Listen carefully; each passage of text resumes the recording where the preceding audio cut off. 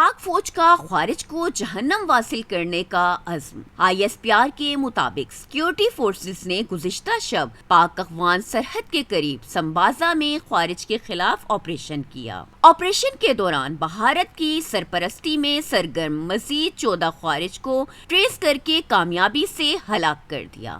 ہلاک خوارج سے اسلحہ، گولہ بارود اور دھماکہ خیز مواد بھی برآمد ہوا۔